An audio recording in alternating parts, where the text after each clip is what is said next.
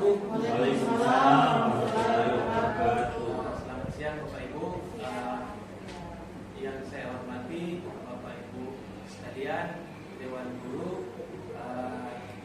Tentu saya sangat mengapresiasi dan berterima kasih atas kesempatan telah hadir di kegiatan saya, yaitu kita akan sama-sama nanti diskusi ya tentang disiplasi positif untuk 1.4, yang dimana kegiatan ini merupakan tugas dari program guru penggerak angkatan 10 saya.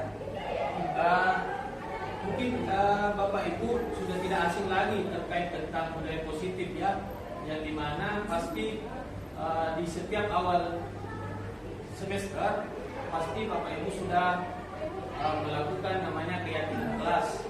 Nah, itulah yang salah satu program budaya positif ini di keyakinan kelas tersebut. Nah, mungkin saya perlu jelaskan dulu apa pengertian budaya positif. Nah, bisa dilihat di tampilan di sini bahwa budaya positif adalah sikap atau nilai, kepercayaan dan praktik-praktik yang menciptakan lingkungan yang mendukung dan memotivasi orang untuk berkembang dan berkontribusi secara positif. Ini artinya maksudnya murid yang ditekankan di sini ya, dan warga di seluruh di lingkungan sekolah. Hal ini dapat dibentuk dalam keluarga, organisasi, tempat kerja atau komunitas. Seperti itu pengertian daripada budaya positif. Nah, selanjutnya masih di pengertian budaya positif. Budaya positif juga merupakan nilai-nilai atau keyakinan dan kebiasaan-kebiasaan di sekolah yang berpihak pada murid. Nah, di mana kurikulum Merdeka ini tentu menitik beratkan kita harus selalu berpihak kepada murid. Seperti itu. Nah, selanjutnya langkah-langkah dalam menerapkan budaya positif di sekolah. Tentu yang pertama yaitu terapkan komunikasi yang terbuka. Jadi kita selalu membuka komunikasi baik itu sesama guru dan sejawat maupun terhadap kepala sekolah juga, dan terlebih khusus kepada murid ya. Kemudian bangun lingkungan yang penuh apresiasi dan penghargaan. Kemudian yang ketiga, hindari pendisiplinan dengan cara negatif ya. Jadi kita harus mendisiplinkan murid tersebut, bukan tidak boleh dia harus menghukum ya. Jadi di kurikulum Merdeka sekarang ini tidak boleh lagi ada kata atau aksi menghukum.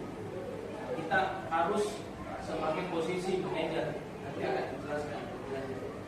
Kemudian terapkan etika kerja positif ya, dan yang terakhir tanamkan pendidikan karakter pada murid. Mungkin itu langkah-langkah dalam penerapan budaya positifnya. Nah, di sini ada poin-poin untuk penerapan budaya positif di sekolah. Contoh-contohnya seperti apa? Yang pertama mungkin bersikap sopan dan meminta izin pada guru bila akan masuk atau keluar kelas pada saat pembelajaran sebagai wujud menghargai diri sendiri dan orang lain. Ini hanya sekedar pematik Bapak Ibu ya. Jadi untuk pengaplikasiannya nanti kita sendiri yang mengatur bagaimana keyakinan kelasnya, kita atur sendiri di kelas ya. Kemudian mengantri, kemudian yang berikutnya melaksanakan kerja bakti, tepat waktu tiba di sekolah dan masuk kelas untuk mengikuti proses belajar mengajar, kemudian jujur, toleransi atau menghargai perbedaan, bertanggung jawab, bergotong royong, dan berpakaian rapi dan sopan. Nah, itulah contoh-contoh penerapan budaya positif di sekolah. Oke. Nah, adapun contoh keyakinan kelas, nah, bisa dilihat juga di sini. Artinya keyakinan kelas ini sudah masuk ke dalam lingkup apa yang kita sama-sama sepakati di dalam kelas. misalnya Bu Ina mengajar di kelas, tentu harus ada ini keyakinan kelas supaya disiplin anak-anak untuk menjalankan hal-hal positif di sekolah. Yang pertama mungkin berdoa sebelum belajar, ya itu harus ya. Kemudian meminta izin jika hendak keluar kelas saat proses belajar mengajar, ya. Kemudian mengangkat tangan ketika mau menjawab atau mengangkat tangan ketika ingin bertanya. Kemudian menghargai teman walaupun berbeda agama. Poin berikutnya melaksanakan piket kebersihan. Selanjutnya mengerjakan tugas dengan tepat waktu. Dan yang terakhir menyelesaikan tugas tepat waktu. Itu mungkin sekilas pemantik untuk keyakinan kelas, terutama di dalam hal budaya positif di sekolah ya. Nah itu saja mungkin penyampaian saya terkait tentang budaya positif. Mungkin bisa masuk ke sesi tanya jawab. Apakah di antara Bapak Ibu yang ingin bertanya terkait tentang budaya positif? Saya bisa bertanya. Silakan Pak. Tentang keyakinan kelas, Pak. Apa itu keyakinan kelas? Jadi karena beda itu keyakinan kelas dengan kesepakatan kelas. keyakinan kelas dengan aturan sekolah. Beda kesepakatan kelas dengan keyakinan kelas. Itu yang selalu yang menjadi pertanyaan dari dalam diri saya, bahwa keyakinan kelas itu seperti apa, kesepakatan kelas itu seperti apa. Kan ada yang membandingkan itu, Pak, bisa dijelaskan? Ya, jadi keyakinan dengan kesepakatan sebenarnya sama-sama. Artinya di dua pihak yang menentukan nilai-nilai keyakinan di situ. Jadi nilai-nilai apa yang kita kesepakati di dalam kelas, itulah yang diangkat menjadi keyakinan kelas. Contoh tadi seperti yang saya jelaskan, di dalam keyakinan kelas, misalnya sebelum pembelajaran dimulai, itu kan ada harus berdoa sebelum mengajar ya, belajar ya. Jadi di situ keyakinan kelas itu guru tidak boleh kita sendiri yang menentukan keyakinan itu. Jadi harus ada kesepakatan bersama. Disitulah dari kesepakatan bersama diangkatlah sebagai keyakinan kelas atau kesepakatan kelas. Beda lagi dengan aturan sekolah. Aturan sekolah itu mencakup ibaratnya payungnya sekolah. Jadi aturan sekolah dengan keyakinan kelas itu berbeda. Aturan sekolah ya keseluruhan, ya semua warga sekolah. Kalau keyakinan kelas, kesepakatan antara guru yang mengajar dengan murid yang akan kita ajar di kelas tersebut. Seperti itu. Gimana Pak? Saya mau tanya lanjut itu, kesepakatan atau kesepakatan kelas atau keyakinan kelas. Iya. Apakah keyakinan atau yang dikatakan kesepakatan kelas itu kemudian menjadi punishment Hukuman ya. Sebenarnya di keyakinan kelas itu tidak boleh ada kata negatif. Jadi harus bersifat positif semua. Jadi di keyakinan kelas diusahakan tidak ada kata tidak boleh, dilarang, tapi diganti menjadi kalimat positif di situ. Misalnya kalau kita menyontek, dilarang menyontek. Jadi usahakan kata dilarang itu diubah menjadi kalimat positif, meskipun sebenarnya yang ditujukan adalah dilarang itu. Jadi misalnya dilarang, contoh misalnya jujur di situ, jujur dalam melaksanakan ujian. Jadi kata-kata yang negatif itu, apalagi yang bersifat punishment, hukuman, itu diusahakan tidak boleh di situ dalam menentukan keyakinan kelas. Mungkin ada lagi? Silakan. Terima kasih. Kalau saya gini, pertanyaan saya, untuk keyakinan kelas itu kan biasanya harusnya kan kita buat kesepakatan yang kelas. Betul, dengan siswa. Kapan waktu terbaik hal ini dilakukan? Ya, bagus sekali pertanyaannya ya. Jadi untuk menentukan atau mesepakati keyakinan kelas bersama-sama dengan murid itu sebaiknya di sebelum pembelajaran. Artinya di awal semester kita harus sudah ada keyakinan kelas kita bentuk supaya pada saat proses pembelajaran ini baik di awal tahun sampai di akhir tahun itu betul-betul kita ada poin-poin yang harus disepakati di situ atau diyakinkan kepada anak-anak untuk tetap dijalankan ini aturannya. Jadi mungkin jawabannya adalah di awal semester untuk menentukan keyakinan kelas.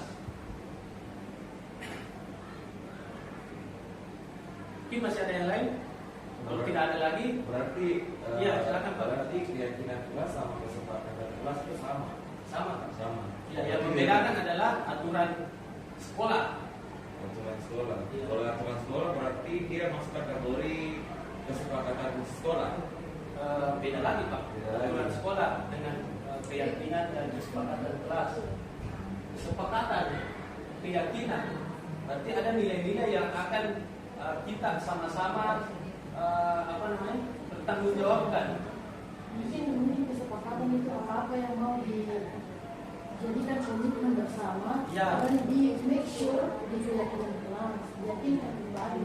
Ya, jadi kesepakatannya sama-sama dibuat dengan muridta, dengan siswata, baru Dan present komitmen. Nah, Yang dikomitmenkan. menjalankan kesepakatan kelas. Terima kasih Putri. Tambahannya. Ada lagi Bapak Ibu?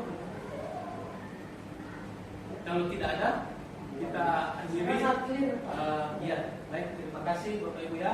Kalau tidak ada, kita akhiri dengan ucapan hamdalah. Alhamdulillahirobbilalamin. Terima kasih. Wassalamualaikum warahmatullahi wabarakatuh. Waalaikumsalam warahmatullahi wabarakatuh.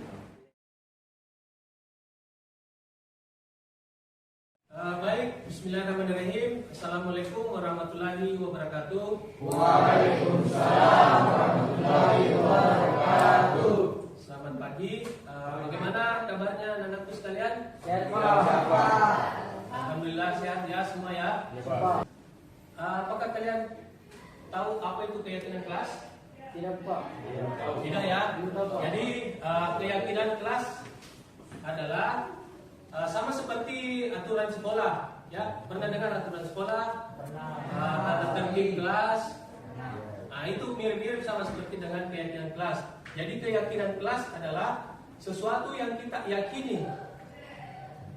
Sesuatu yang kita yakini, apa yang kita anggap positif sebagai bentuk perwujudan kita di dalam kelas.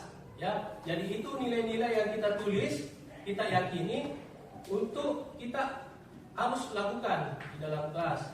Jadi contoh misalnya kita di dalam kelas kita yakini bahwa kita harus jaga kebersihan. Ya, jadi nanti saya minta semua menuliskan keyakinan kelas. Ya, satu orang satu saja keyakinan kelasnya seperti apa. Nah, silakan ini saya bagikan satu orang satu. Bisa di-pause dulu.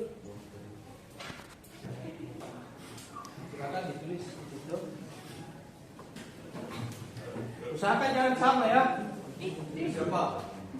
Satu saja keyakinan kelasnya yang menurut kita harus dipatuhi, dijalankan.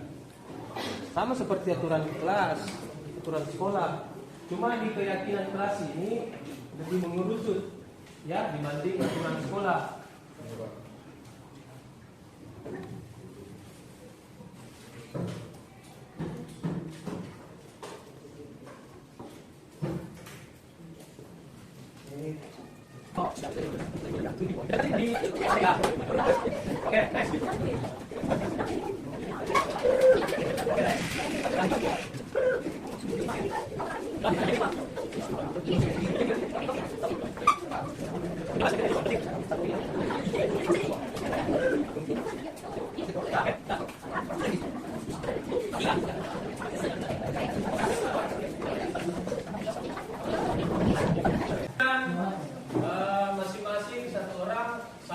keyakinan yang akan kita sepakati bersama di dalam satu kelas kita ini sebagai nilai yang akan kita bukan, ya, yaitu keyakinan kelas.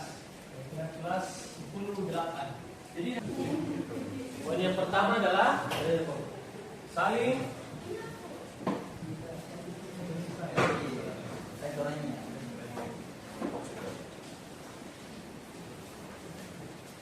menghargai. Kemudian kedua, membuang sampah pada tempatnya. Kira-kira ada kalimat positif lagi tidak itu? Menjaga kebersihan. Bagaimana kita yakini sebagai kesepakatan kelas? Menjaga kebersihan.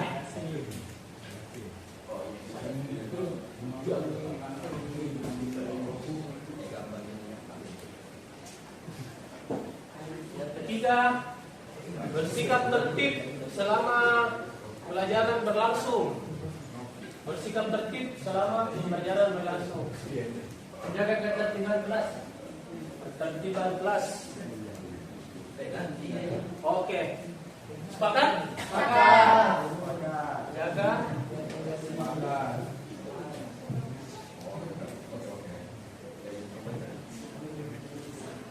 kelas.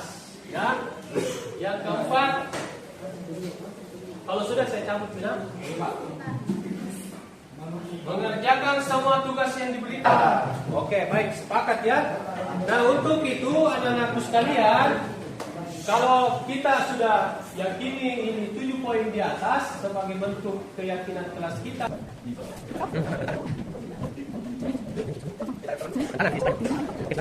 Silakan. Dua. Satu. Kanan. Oke, tiga.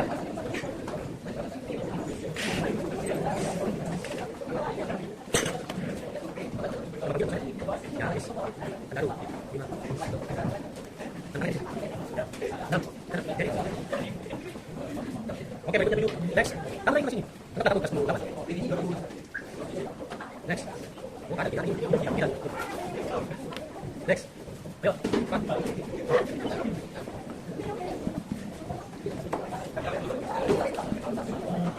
Profesor.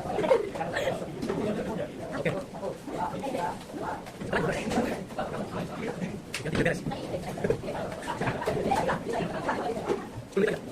Udah juga kan kebetulan.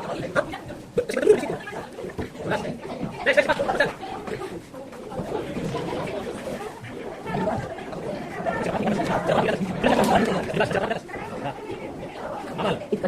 Oke.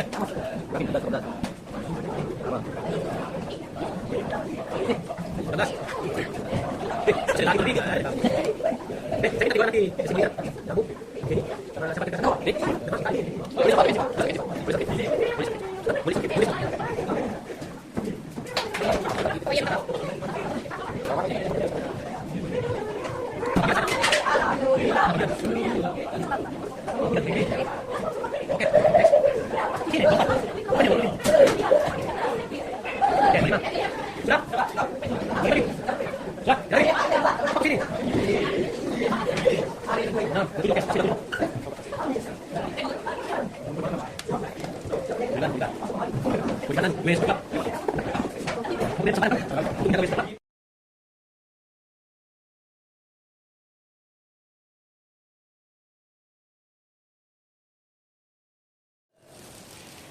Baik, perkenalkan nama saya Giri Ganesha Pratama. Saya dari kelas 10-8.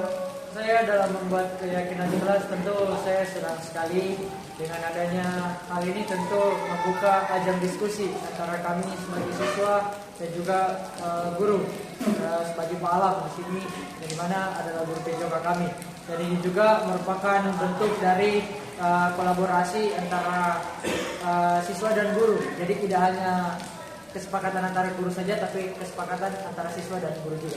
Tentu pentingnya membuat keyakinan ini adalah bagaimana menciptakan ketertiban di dalam kelas, dan juga inilah langkah awal sebagai kita seorang siswa dalam mewujudkan kelas yang tertib, nyaman, dan juga sebagai tugas kita tentu sebagai siswa dalam menaati aturan.